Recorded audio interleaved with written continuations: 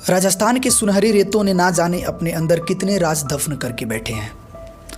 Archaeological survey of India, जिसे हम ASI कहते हैं, एएसआई की 150 साल के इतिहास में राजस्थान में एक ऐसी गांव पे जब एएसआई की पूरी टीम रिसर्च कर रही थी तो उनके सामने एक ऐसी कहानी, एक ऐसी घटना आती है जिसे पूरे टीम की पैरों तले जमीन हिला दी।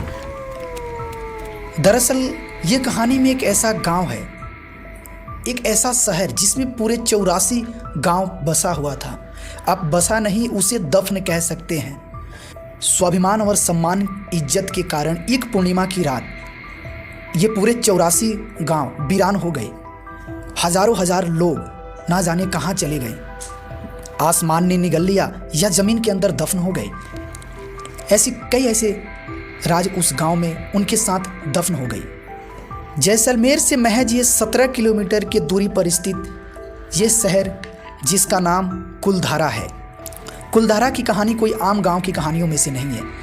कई लोग उसे आशिकी, प्रेम और हवस का भी नज़र से देखते हैं। लोगों का मानना है कि ये गांव में एक ऐसा श्राप जो पालीवाल ब्राह्मणों ने इस पूरे शहर पे छोड़कर चल दिए। आखिर क्या हुआ था उस एक पूर्णिमा की रात? इसकी खतरनाक कहानी को हम जानने से पहले कुलधारा की सुंदर इतिहास को समझेंगे। तो नमस्कार, मेरा नाम रंजीत है और आप देख रहे हैं डार्क रेडियो स्टेशन। कुलधारा के निर्माण पालीवाल ब्राह्मणों के द्वारा 1300 ईस्वी पूर्व में राजस्थान में हुआ था, जो कि जैसलमेर जिले में पड़ता है। दोस्तों, इस गांव में पूरे पालीवाल ब्राह्मण रहा करते थे। ऐसा कहा जाता है कि समय से आगे वो अपनी ज़िंदगी को जीते थे। गांव में सुनहरे घर, बिजली, पक्के मकान, सिंचाई के लिए पानी की उत्तम व्यवस्था, रोड, सड़कें, पक्के पुल, तालाब, वह अपने समय से काफ़ी आगे अपनी ज़िंदगी को जी रहे थे। उस गांव में अगर जो बात मुखिया बोल दे तो पूरे गांव को मानना था। हंसी खुशी और खुशहाली में पूरा गांव जी रहा था, यूँ कहे तो पूरे 84 गांव। लेकिन वहाँ का राजा उस टाइम का सलीम सिंह था, जो रियासत की गद्दी का नवाब था। इतना क्रूर और बेहद ख़तरनाक मिजाज का वो था कि गांव के आधे लोगों ने उसकी नाम तो जालिम सिंह ही रख दिए थे। इतिहासकारों का कहना है कि राजा सलीम सिंह की नज़र कुलधारा गांव की मुखिया की जवान बेटी पर थी। वो किसी हद में उसे पाना चाहता था। देखते ही देखते काफ़ी वक्त गुजर गया और वह एक संदेश कुलधारा गांव में मुखिया के घर भेजता है कि आने वाली अगली पूर्णिमा तक तुम अपनी बेटी को हमारे महल में भेज दो, वरना जब हम अपनी राजा वाली ताकत दिखाएंगे तो तुम्हें भारी पड़ सकता है। लोगों की होश उड़ गई, नींद, चैन, यूँ कहे तो उनकी खुशहाल भरी जिंदगी अब मातम में बदलने वाली थी। लोगों का कहना है कि जब वो संदेश भेजा तो लोगों ने कई तरह की बातें कही कि हम लड़की को सौंप देते हैं, लेकिन वो ठहरे पालीवाल ब्राह्मण। वो सम्मान और स्वाभिमान के लिए सब कुछ करने के लिए तैयार थे। देखते ही देखते काफ़ी वक्त गुजरते गया। लोगों के मन में एक डर बना रहा कि अब हमारी विनाश तय है, लेकिन नियति को कुछ और ही मंजूर थी। इतिहासकारों का आज भी कहना है कि पूर्णिमा की 2 रात पहले पूरे गांव के मुखिया को, सरपंच को और पूरे लोगों को बुलाया गया। एक चबूतरे पे बैठक कराई गई। जब सारे लोग चबूतरे के नीचे बैठे हुए थे, कुछ लोग खड़े थे, तो उस गांव की मुखिया ने अपनी पगड़ी उतारकर सभी लोगों के पैर में रख दिया और बोला कि ये हमारी बेटी नहीं, इस पूरी गांव की बेटी है। इसका निर्णय आप सबके स्वयं अधिकार से लिया जाएगा।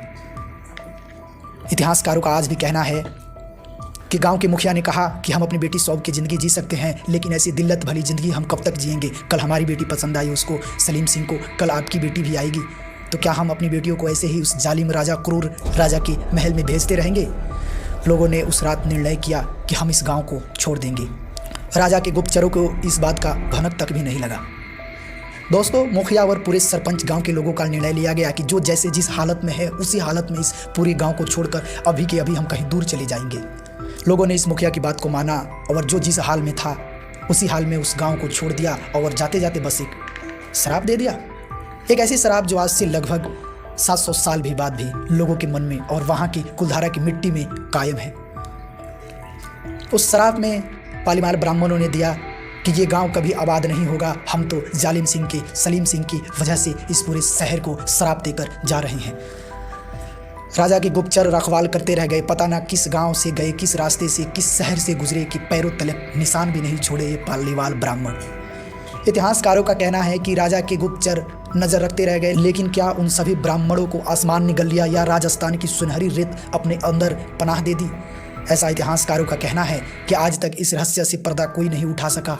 आर्कियोलॉजिकल सर्वे ऑफ इंडिया, भारतीय पुरातत्व सर्वेक्षण की कई ऐसे रिसर्चर टीम ने जब वहाँ पे रिसर्च करी तो उन्होंने इस कहानी का अंत नहीं करा। उनका कहना है कि ये राज को राज ही रखने दी। दोस्तों, प्राचीन काल से लेकर अभी तक हमारे काल में जितनी भी कहानियाँ दर्शाया गया है, दिखाया गया है, चाहे वो बुजुर्गों के साथ हो, दादी, नानी, मामी, सबकी कहानी है। उस कहानी में हमारे बुजुर्गों और प्राचीन काल से कुछ ना कुछ सच कहानियाँ ऐसे सामने आई है और उन पे हमें मानना भी चाहिए और बिलीव भी करना चाहिए। आपको ये वीडियो कैसी लगी कमेंट बॉक्स में ज़रूर बताइएगा, और वीडियो अच्छी लगी हो तो कमेंट और चैनल को सब्सक्राइब, वीडियो को लाइक ज़रूर कीजिएगा। नमस्कार।